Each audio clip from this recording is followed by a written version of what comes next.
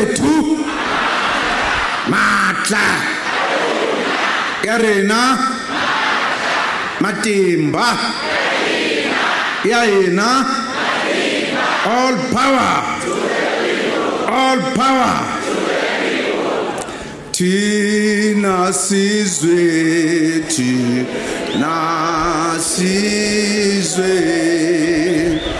hesi sikalela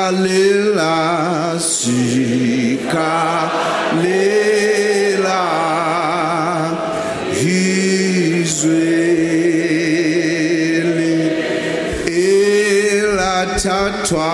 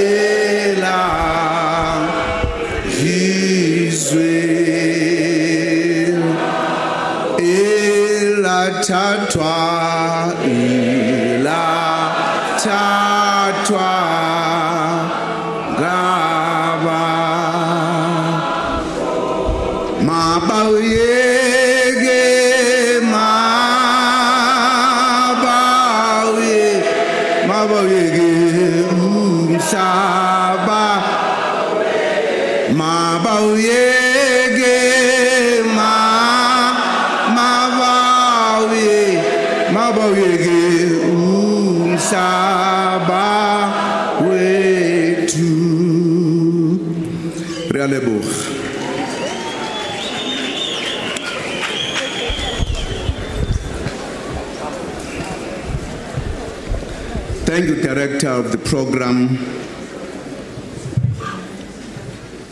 Manana Nwariben Chabane. Mrs. Chabane, the children of Comrade Collins Chabane, and all members of the family. Premier of Limpopo Province, Speaker of Parliament, ministers, premiers, deputy ministers, MECs, executive mayors and other mayors, councillors, members of the National Parliament, and members of the provincial legislatures, veterans of our struggle, the officials of the African National Congress, and the leadership of the ANC, the leadership of the South African Communist Party, the leadership of COSATU, and the leadership of SANCO. Our religious leaders and our traditional leaders at their different levels present here, representatives of various sectors, the community of Shukundu, and the community of Malamlele.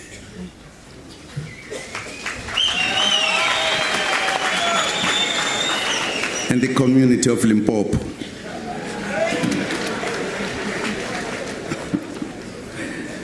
Comrades and friends, South Africans, I have to agree with Comrade Collins' son that Comrade Collins died in the line of duty.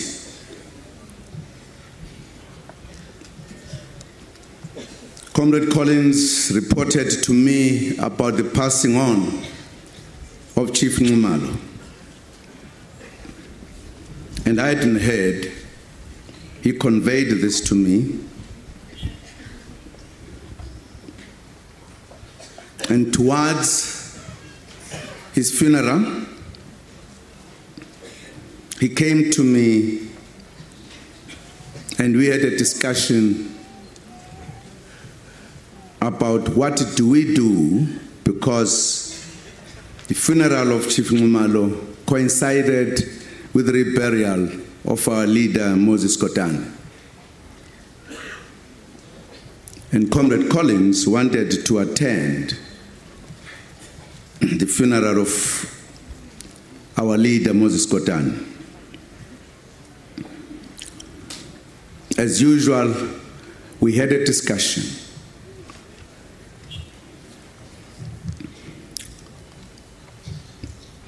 And we remembered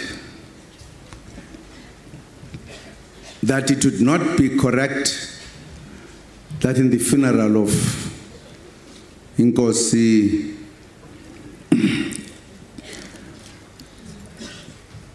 there will be no senior government person as well as ANC person. Then I said to him, well,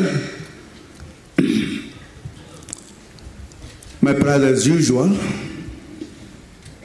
you have to go to the funeral of Nkosi. In no way we can be absent when the community is mourning.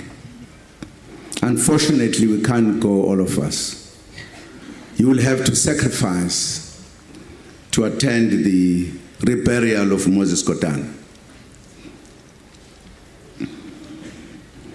It was an instruction to him, as I've given him instructions numerous times. And without any hesitation, he said, I will be there. I said to him, well, these days, my brother, things are videoed. You will see Moses Kotane's funeral in a video, so don't worry. So he went on duty. And on his way home, he met his tragic passing away. Indeed, he died on duty.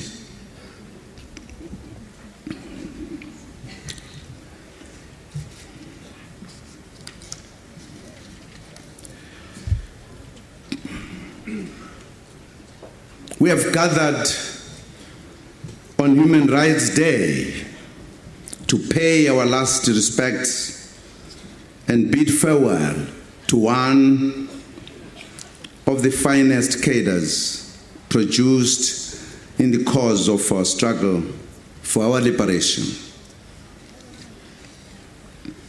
The horrific tragedy in the early hours of Sunday morning, the 15th of March, robbed us of this brilliant son of Shikundu. Shikundu village, and the son of South Africa. We also lost the lives of dedicated police officers,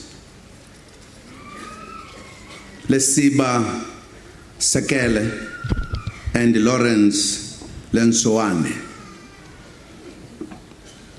Their passing was sudden, tragic, and shocking. condolences to the Sekane and Lechuane families who are also laying their loved ones to rest this sad weekend.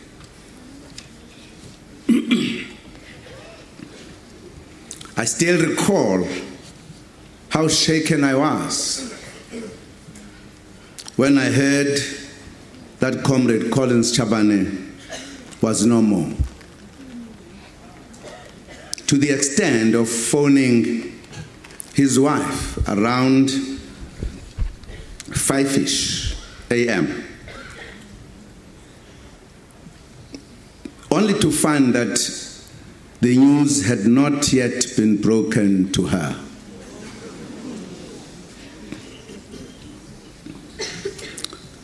I just received a message from the Premier of Limpopo after 4.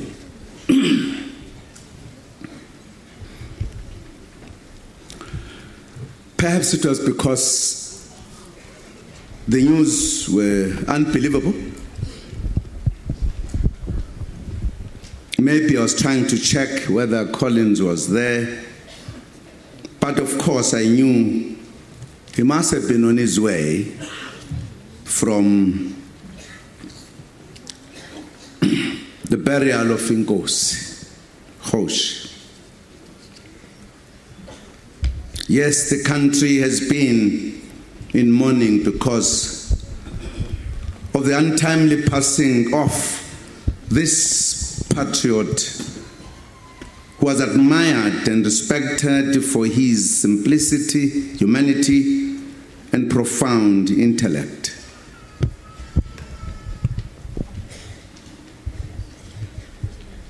We have seen the week-long celebrations of the life of a man who dedicated his life to the struggle for freedom, justice, and equality,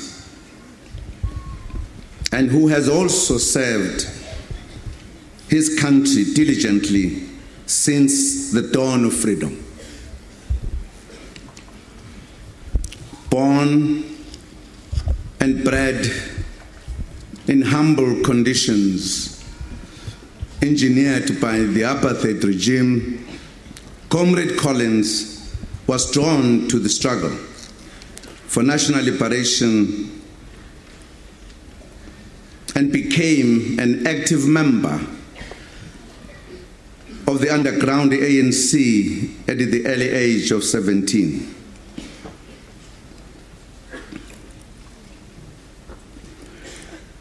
We were among those who recruited him into MK and who prepared him politically and militarily for his responsibilities. He was part of a group of young men, a number of them who were at TEF University, who were carefully selected for underground work as the ANC was organizing underground structures throughout the country.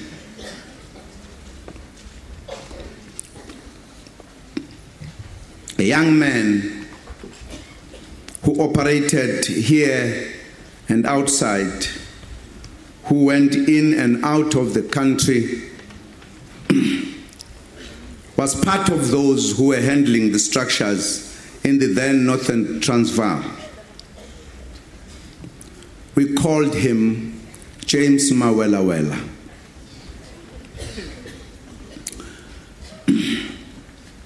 His real name is Mike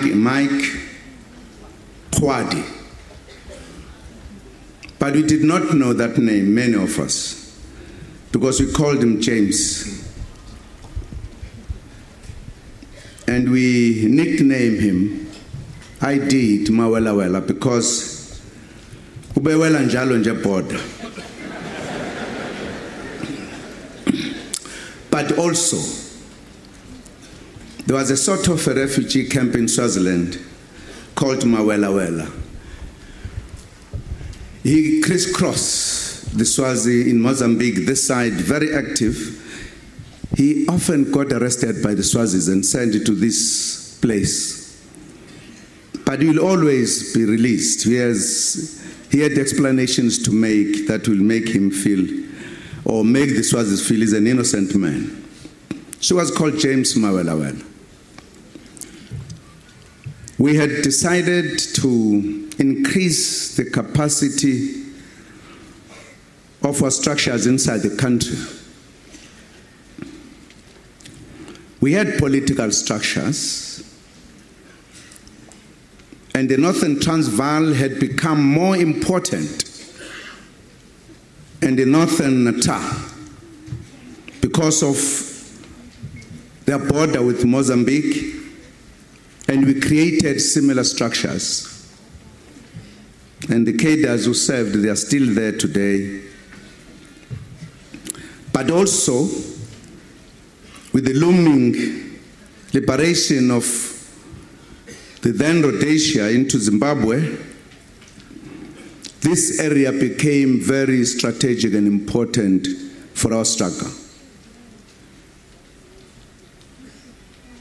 We knew it will be a place that would not just need political cadres only, but cadres who will be trained effectively as political operators, but at the same time with military training.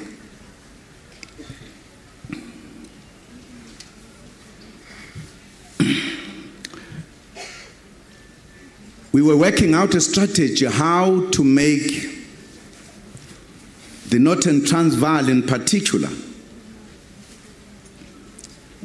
to remain the area from which we could operate protected by the people. And therefore the need to grow the structures bigger and stronger and with quality dictated that we should find cadres who would indeed be trainable quickly and be sent back to change the quality of the structures in Northern Transvaal. And this group of young men were then selected on the basis of the kind of the cadre we talked about by this comrade, James Mawelawela, who knew the routes in and out of the country, very brave. Going into the country to him was like just walking across a river.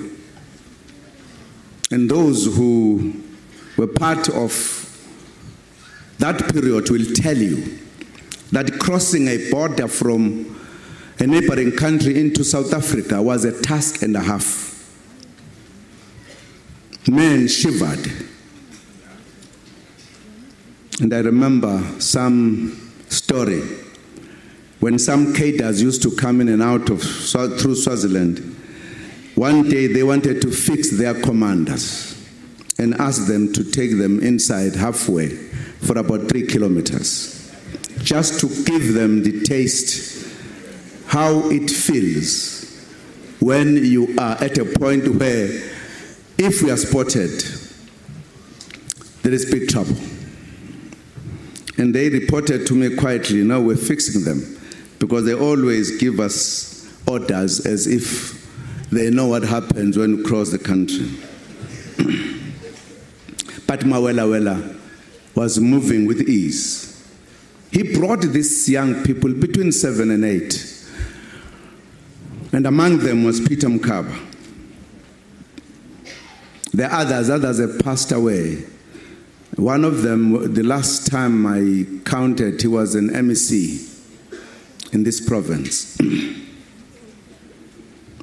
They were sparkling young men we needed for the task at that given time. We needed brave, politically clear, disciplined young people. So they were handpicked along those bases, and Comrade Collins was among them.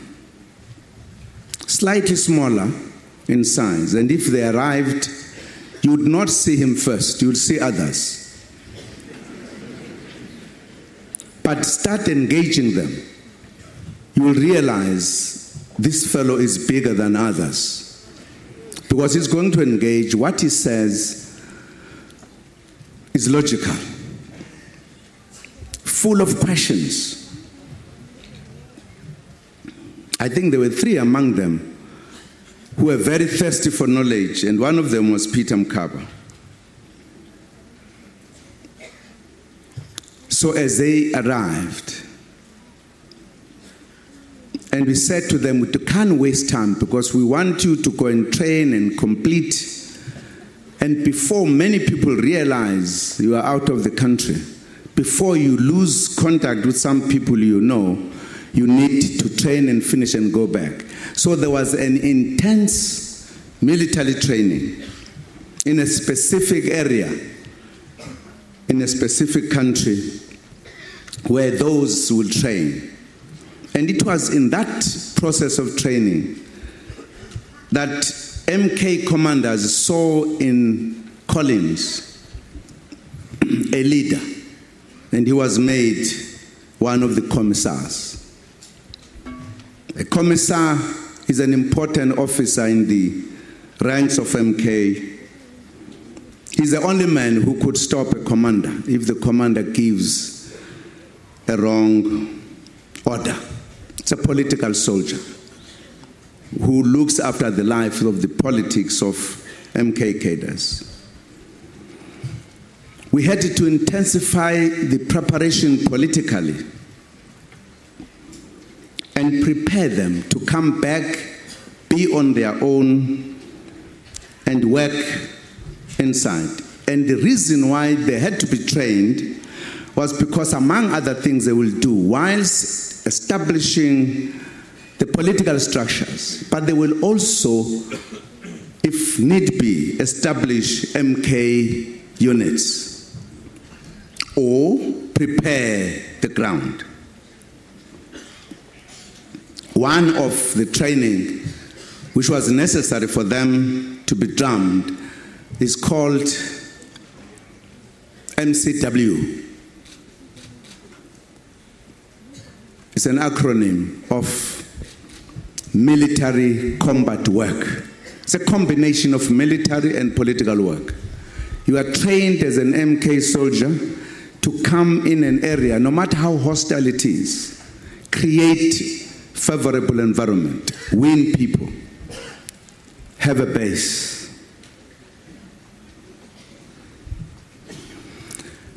It's important to appreciate this because Collins is one of the cadres of the ANC that was an all-rounder.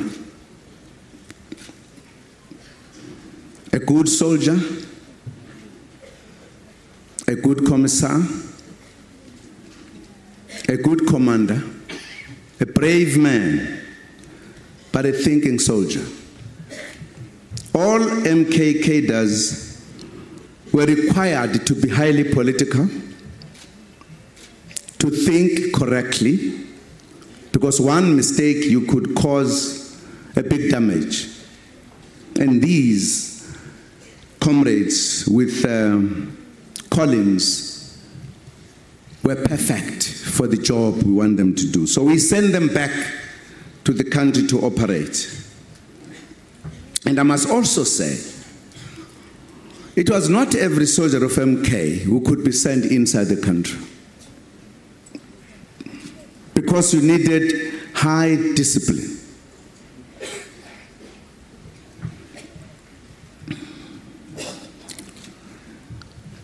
You could come and find soldiers, and you can send them in. And if we were not sure, because our war was a special war, in no time they will be arrested if you were not sure. So we did not want a soldier, once he smells something, he will go there. We wanted people who will sit where they are put and move on orders. I could describe that many times because the MK cadre was supposed to be exemplary, and Collins was one of them. But one of the qualities was that once you are arrested, don't make others to be arrested. Be arrested alone. Die alone with the truth.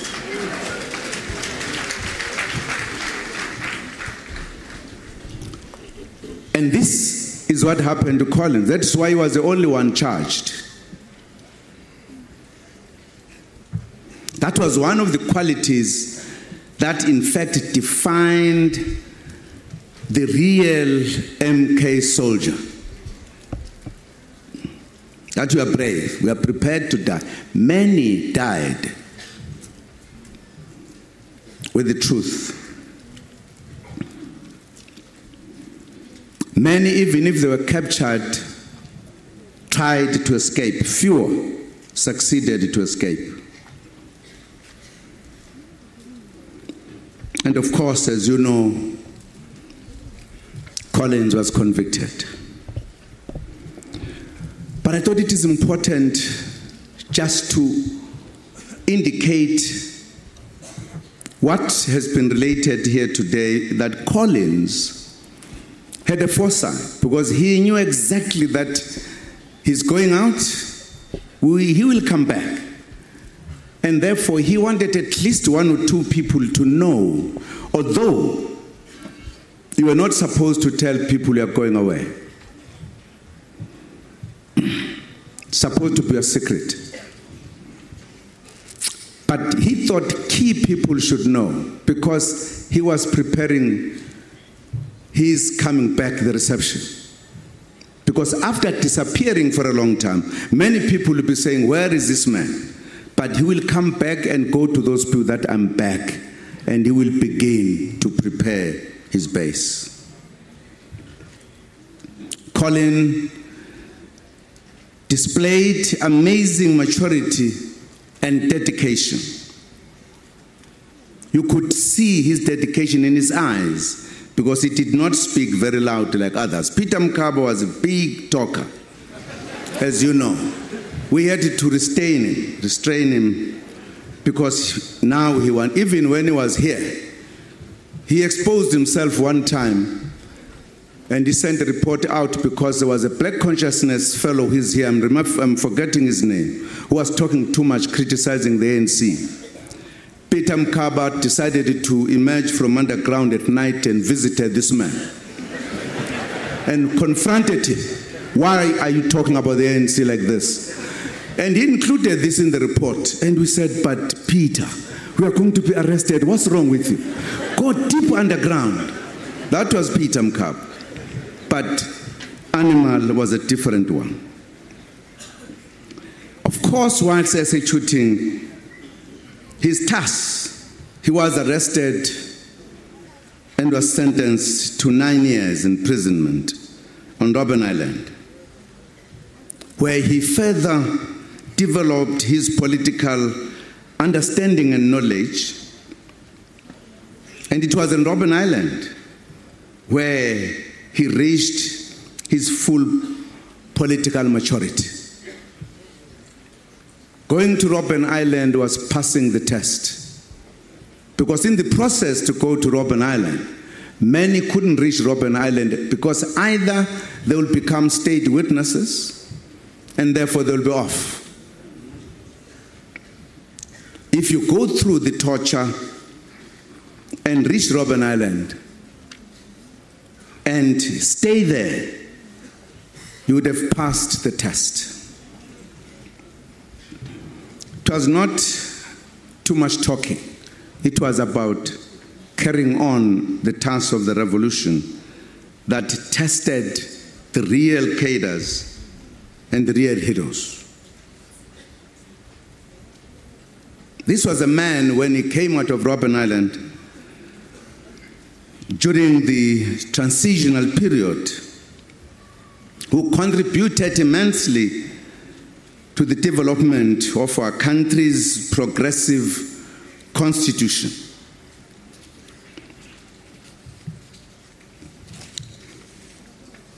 He was there when the constitution was crafted in Parliament in Cape Town. His interest in the constitutional affairs has also assisted the ANC. He has served the organization capably as chairperson of the National Executive Committee's subcommittee on constitutional affairs.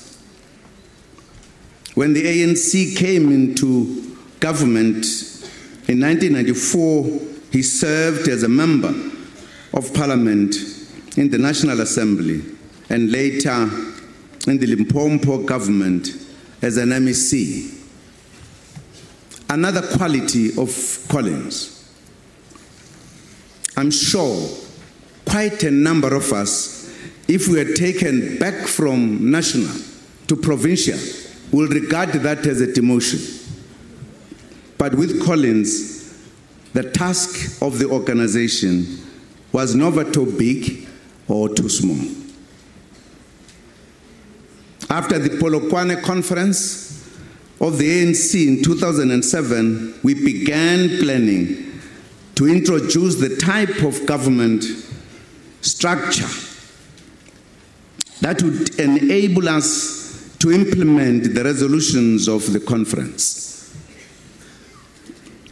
We gave him the task of leading a subcommittee on the reconfiguration of the structures, processes, and workings of government. We gave him because we knew the task given to him will be done.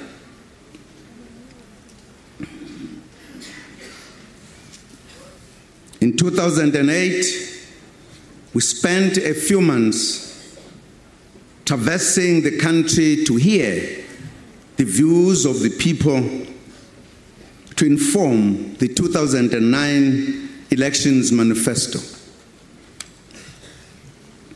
We interacted with thousands of South Africans in various people's forums.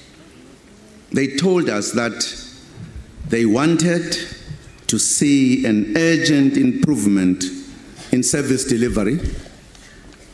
They made it clear that we have very good policies, but that these would only improve people's lives more effectively if the public service becomes more responsive, interactive, and effective. The concerns raised included, amongst others, the capacity gaps in local government, the poor quality of some of the public services rendered, and the failure to respond to inquiries and complaints and to provide information. People highlighted this as we move among the people as some of their concerns. Other concerns indicated weak planning capacity across the three spheres of government and weak monitoring and evaluation. It became clear to us that we had to change the shape and focus of government and also change the culture and ethos of government in order to improve service delivery. The committee chaired by Comrade Collins took all these factors into account, preparing for the fourth ANC administration so that after elections, we could hit the ground running. And indeed, we did. A new structure of government was introduced in 2009. Among key changes introduced, we decided to improve the ability of the presidency to supervise government.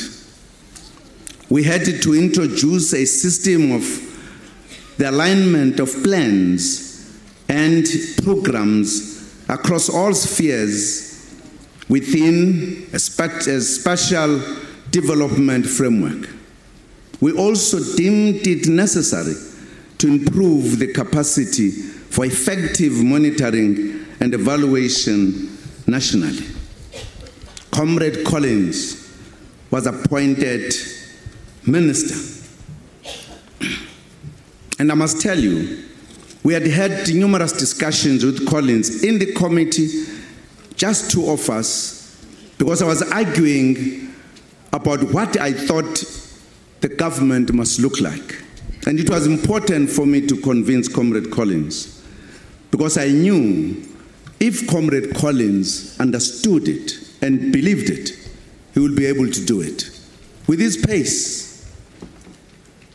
In fact, at the beginning, I took a decision that, well, this comrade is going to be my DG, because I wanted him to lead the president's office.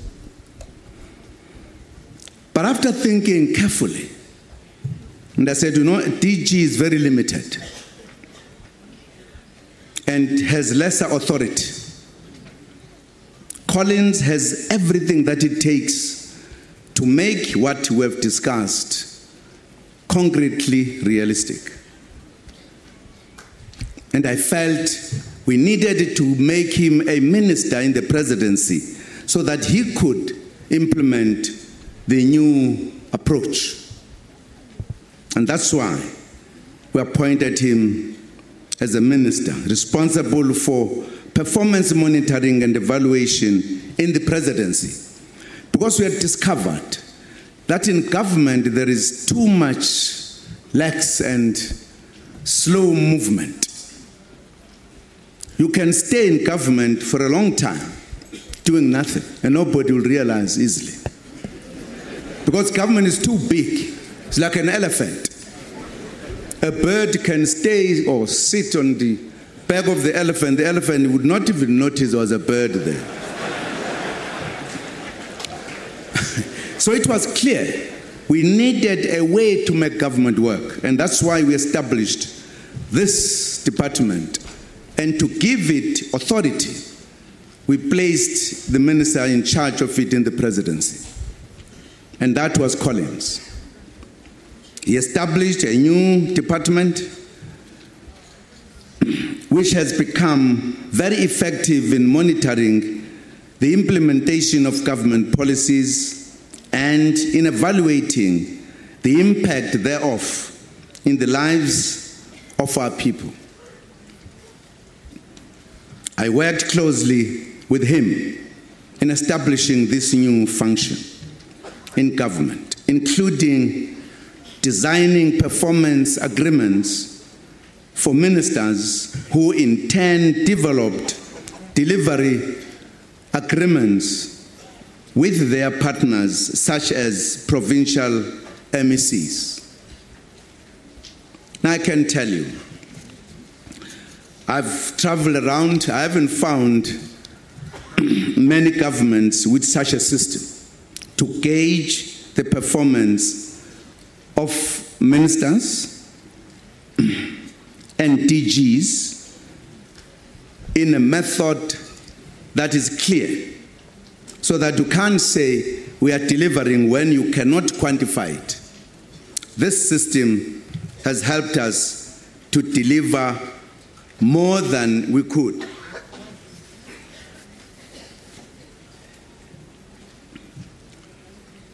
With this sharp and incisive mind, determination and diplomacy, he was able to get the work done and to obtain support and understanding from his colleagues.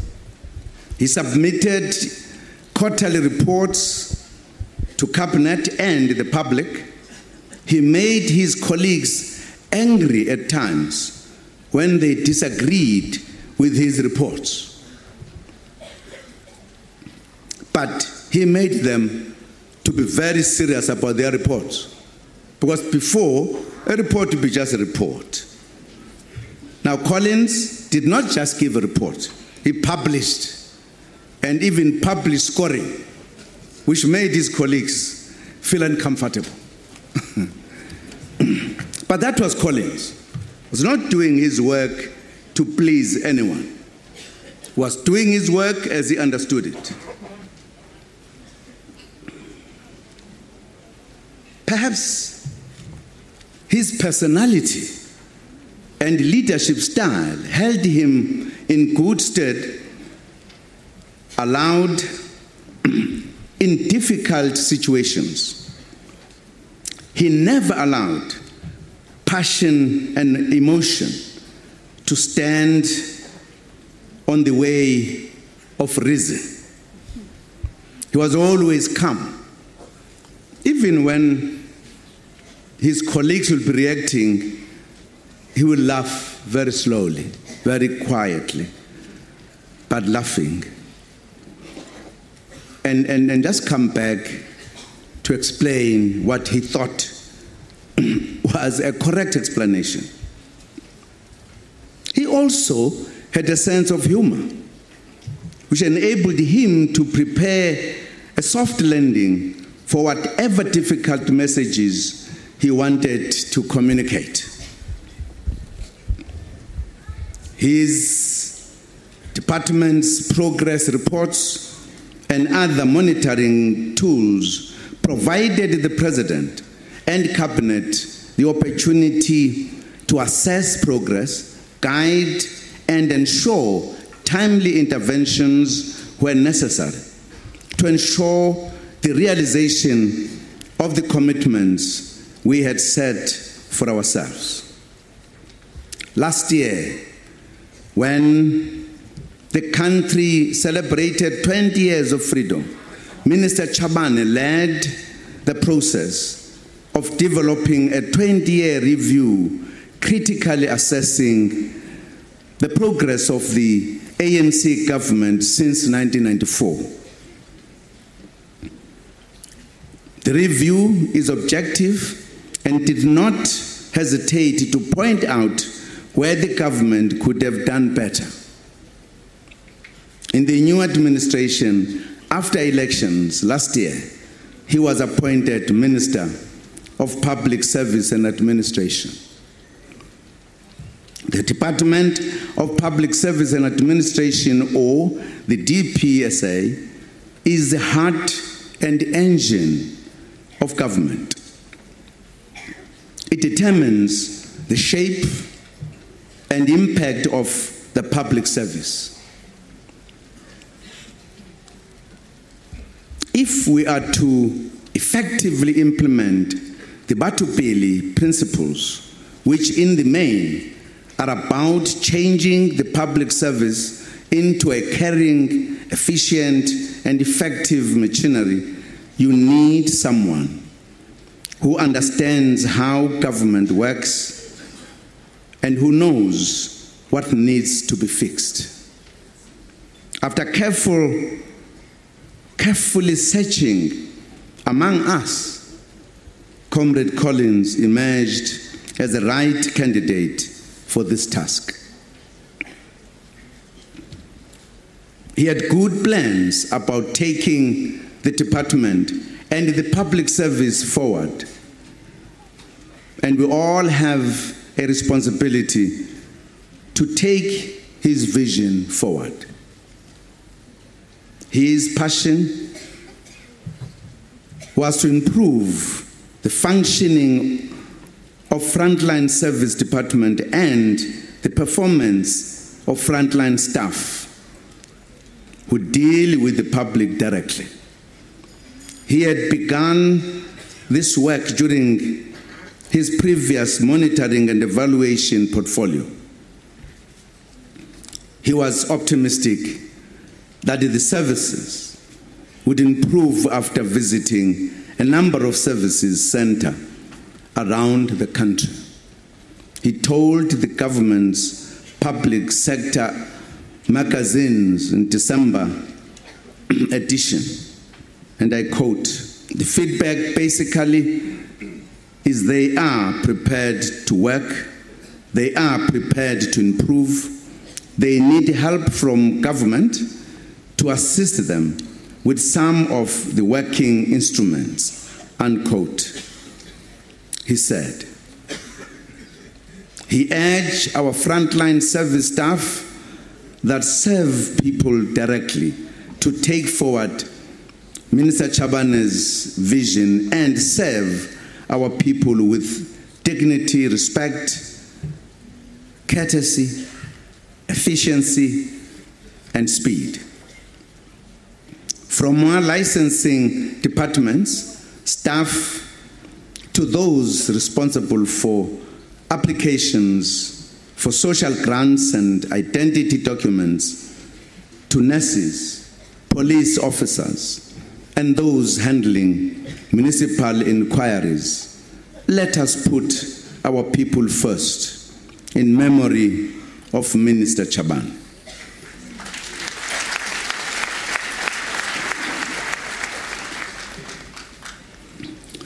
Fellow South Africans, in December 2013, a tragedy befell our country when our icon, President Nelson Mandela, passed on. Minister Chabane endeared himself to all of us by the manner in which he arranged the funeral of President Mandela. He led the Interministerial Committee on State Funerals capably and effortlessly, and pulled out all stops to give Madiba a befitting send-off. Sadly,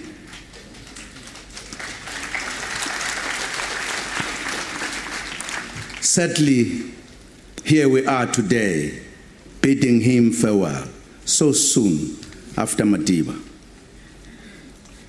He is laid to rest on Human Rights Day, which on its own symbolizes his unwavering commitment to the entrenchment of human rights culture in our country. We could not join the national event in Uitenhage commemorating the massacre that claimed the lives of our people 30 years ago. As we bid farewell to Minister Chabane on Human Rights Day, we acknowledge the sacrifices that accompanied the struggle for democracy and reaffirm our commitment to advance human rights as enshrined in the Constitution. The manner in which we lost him and the 2 police officers calls for us to reflect deeply on road safety. Drivers should observe the rules of the road.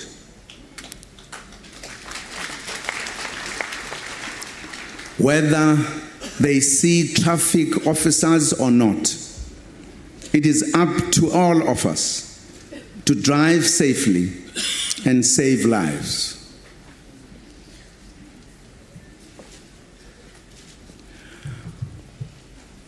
We are informed that this driver was making a U-turn on the highway.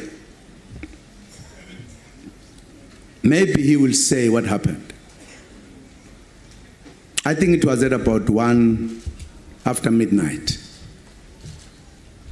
What this driver, in my view, did not do was to park the truck and rest. I'm clear he was sleeping. He woke up and saw the car. He did not know what he was doing and swerved. And yet the rule says, once you feel tired or fatigued, stop aside, sleep to rest so that you are permanently sober behind the wheel. I'm saying this because it must be a lesson to all of us. Here was a man. I don't know what was the situation. He might have been trying to turn, I don't know. What is it? Where was he going to turn to?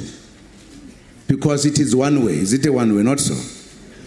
So where was he going to turn to? So it is clear he did not obey the rules.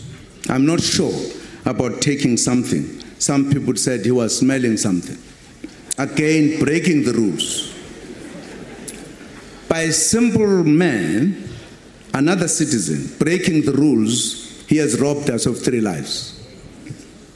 When we drive, I think all of us should just bear that in mind, that there are lives on the roads that need to be saved, including yours. It's very important. Maybe we should strengthen the rules and the punishment of those who break the rules.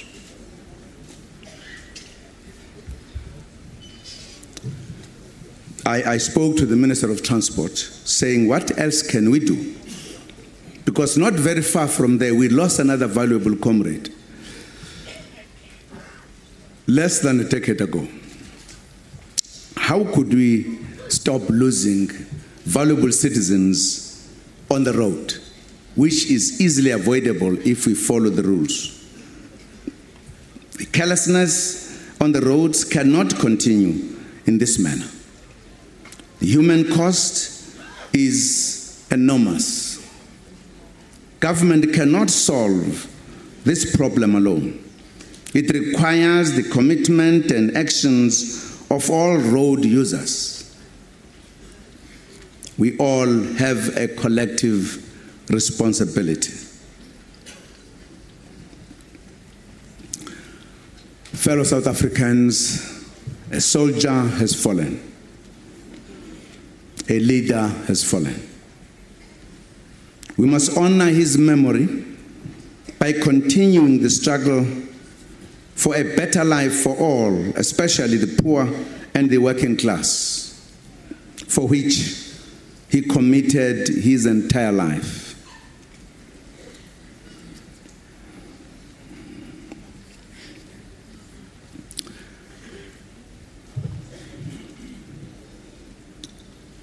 In his son today, I saw another Collins emerging.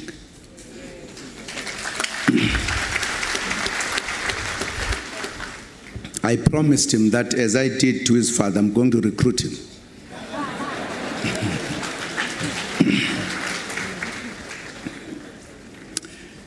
On behalf of government and the people of South Africa, we extend our deepest condolences to the Chabane family.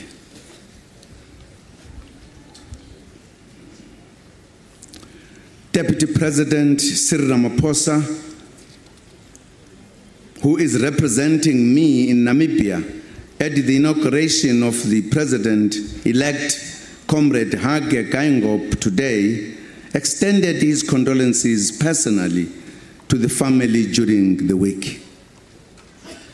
He would be here with us if he had not to go and deputize in Namibia.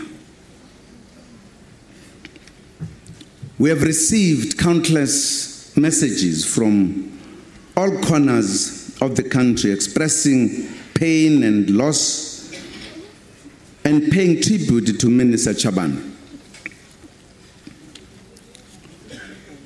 The President-elect of Namibia, whom I met in Lesotho on the inauguration of the new Prime Minister, actually said to me when I said, I'm sorry, I've sent an apology, I'm not coming because I've lost a minister.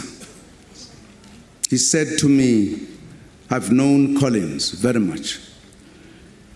At times he often came to Namibia to visit, just to visit, at times just to play golf. He says if we did not have the inauguration, many of us would have been in his funeral. His staff sent me this message, and I quote, "We learned so much from the minister and were inspired by his sharp mind and hard work. He was so kind and warm to all staff members of all levels. We are devastated at his untimely passing. He was an empowering and an inspirational individual. He let his work speak for itself and shied away from glory and praise. Such humility and grace. We are in deep pain. May his soul rest in peace, unquote. Very few of us will be described in this manner by our staff.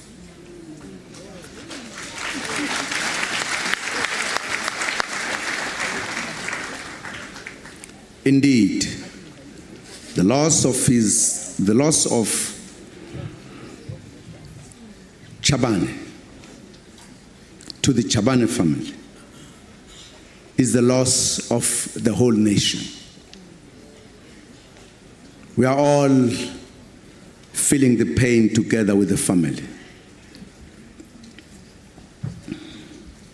It's going to be difficult to close this gap.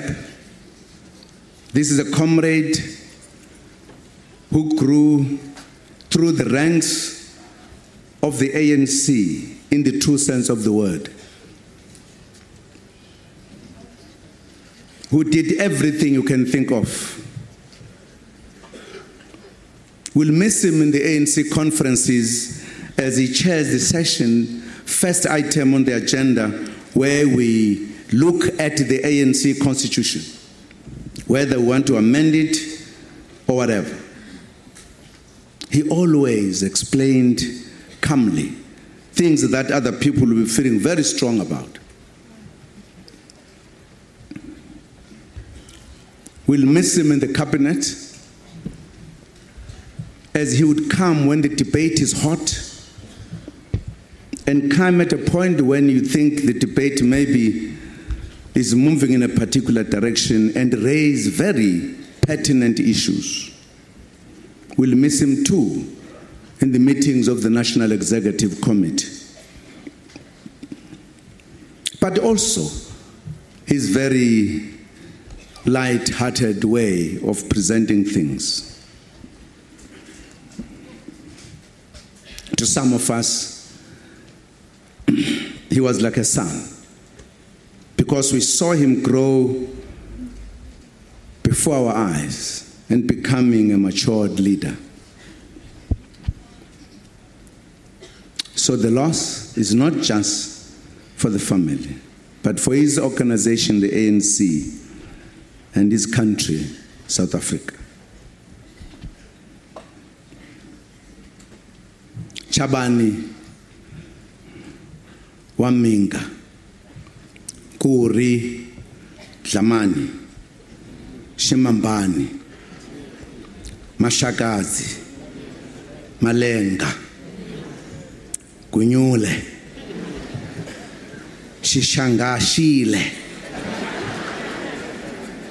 Mnwaniti, Mtupi,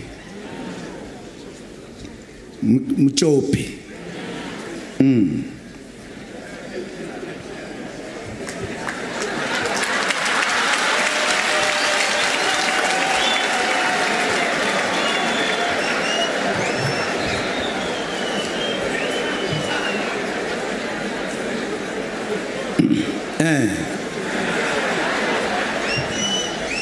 Shingela Babeni.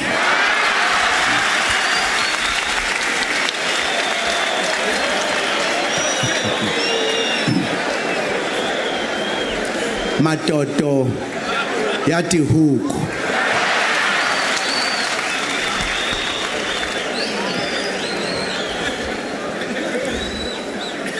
Farewell, freedom fighter, combatant, commissar, MK soldier, former political prisoner, a dedicated servant of the people, and accomplished musician.